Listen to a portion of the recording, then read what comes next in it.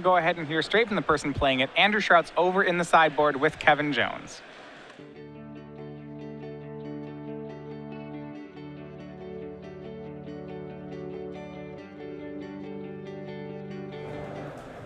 Hey guys, Andrew Shrout. I'm here in the sideboard with your Standard Open champion, Kevin Jones. Congratulations, Kevin. Thank you, sir.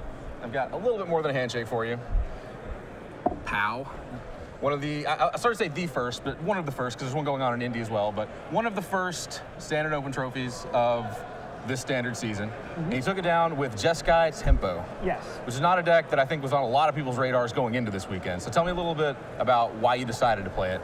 Well, I always like to play blue and white cards. Okay. I played Sphinx's Revelation Control for as long as I possibly could in Standard, and I thought that the blue-white red shard in the new set was well positioned, but it was a very aggressive deck. And the first thing I started to do was I built bug control, and I didn't like it. It didn't seem proactive enough. It was like a bad block deck trying to port it into a good block deck that became a bad standard deck, etc.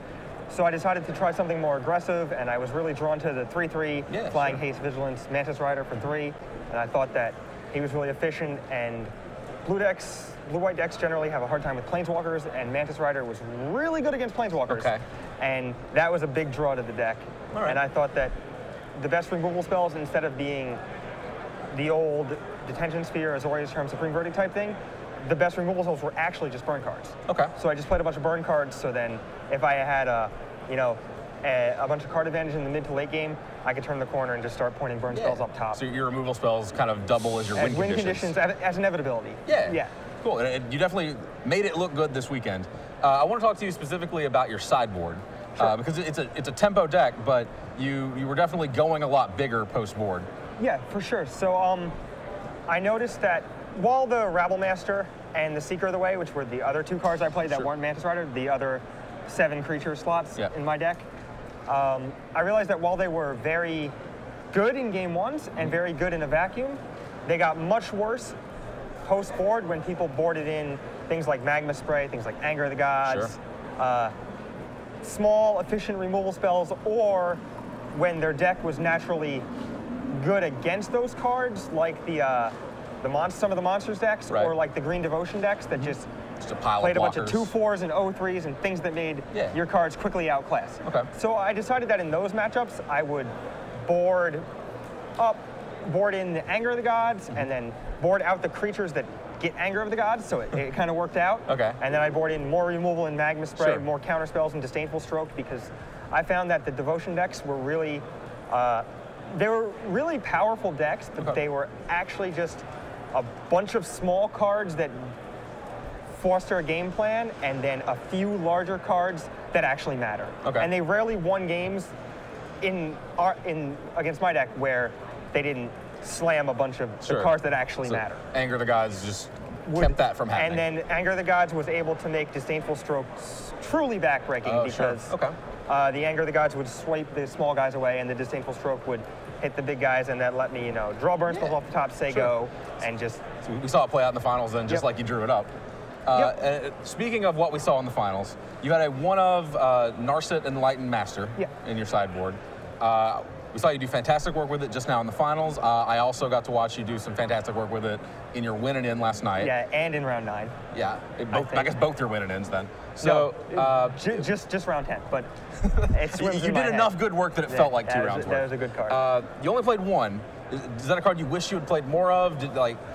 Tell me a little about that card in particular. So basically, I wanted to diversify my late game bombs, and I was worried that the Black X mid-range decks like Black, White, Green, Black, White, Red would just board a bunch of removal spells, and then their Planeswalkers and giant creatures and efficient spells would outclass you in the long run.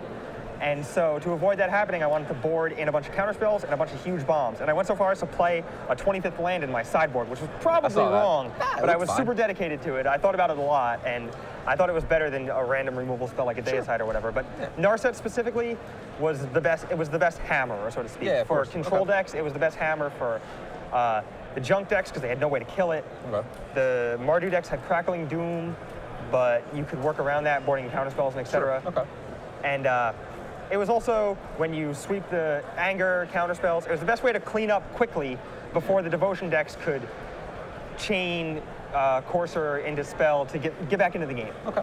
And so I boarded in the Narset, and occasionally I boarded in the 26th land, or the 25th land when I boarded in the Narset. Right. And I thought that it was really the best way because all my burn spells, the deck was naturally good for Narset, and the cards worked well with it. There weren't too many counter spells, there weren't too many things that didn't have targets. Definitely a lot of like open-ended things to hit. Yep. Yeah, sure. Last question for you. I know we have a lot of people watching this weekend trying to decide what they're going to play in this standard season, trying to kind of see what the field's going to look like.